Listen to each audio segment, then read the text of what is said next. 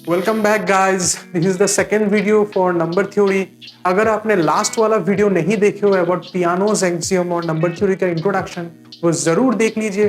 फिर इस वीडियो में आइए, आपको मजा आ जाएगा। तो चलिए शुरू करते हैं डायरेक्टली। तो आज का वीडियो में यही दिखाएंगे कि जो पियानोज एक्सियम लास्ट टाइम हम लोगों ने डिफाइन किए थे उसका रिजल्ट क्या क्या आता है। तो चलिए पहला रिजल्ट का देखते हैं कि भैया ये तो बड़ी इजी रिजल्ट है। दैट इज ऐसा कोई नंबर नहीं है जिसका सक्सेसर वन होगा।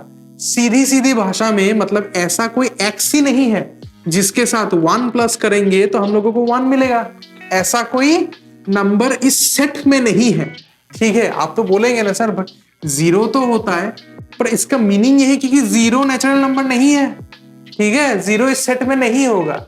तो इसीलिए अगर इसका कोई मतलब जीरो मतलब ऐसा कोई नंबर ही है नहीं है जिसका सक्सेसर वन होगा, इसका मीनिंग क्या हुआ भैया? इसका कोई प्रीडिसेसर नहीं है। तो अगर इसका कोई प्रीडिसेसर नहीं है तो ये सबसे छोटा एलिमेंट हुआ कि नहीं? इससे छोटा एलिमेंट तो और इस सेट में है ही नहीं, तो सबसे छोटा एलिमेंट हम लोगों का वन बन गया। वही बोला गया है पहला में।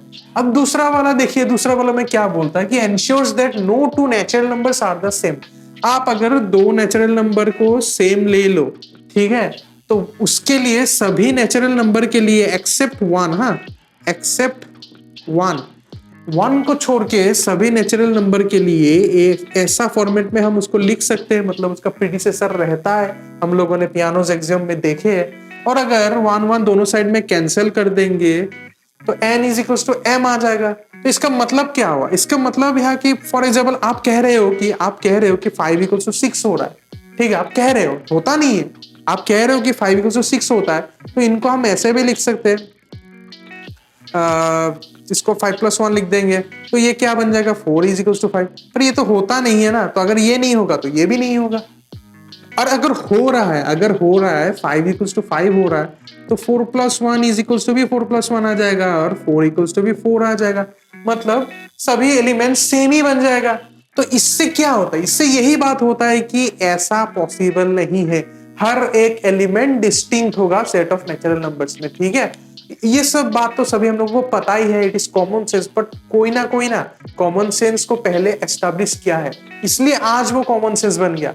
किसी ने लॉजिक लगा के ये सब कुछ एस्टेब्लिश किया है, इसलिए अब ये कॉमन सेंस लग रहा है। ठीक है, तो अब देखिए नेक्स्ट वाला टॉपिक देखते हैं। नेक्स्ट वाला टॉपिक यही है कि if k is a set of elements of n, वही वाला डेफिनेशन जो लास्ट टाइम सीखे थे, 1 belongs to n and k small k belongs to capital k such that small k dash belongs to k, वो successor होता है।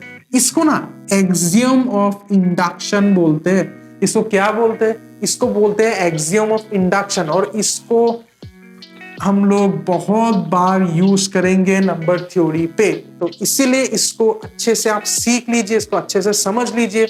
इसका explanation हम लोगों ने इसका पिछले वाला वीडियो में अच्छे से दे चुके हैं, वो देखिए, इसको अच्छे से समझ लीजिए। इसको एक्सियम ऑफ इंडक्शन बोलते हैं और ये बहुत इंपॉर्टेंट है। हम लोग इसको बहुत ज्यादा यूज करेंगे। ओके, अब दूसरे टॉपिक पे आते हैं, दैट इज हम लोग अब एडिशन को डिफाइन करेंगे कि सेट ऑफ नेचुरल नंबर में भैया एडिशन होता कैसे है। ठीक है, तो हम लोग यहाँ पर एडिशन क्या हो जाएगा? एक ऑपरेटर बन जाएगा, वो तो आपको पता ही है, इजी बात है। तो ये ऑपरेटर डिफाइन कैसे होता है?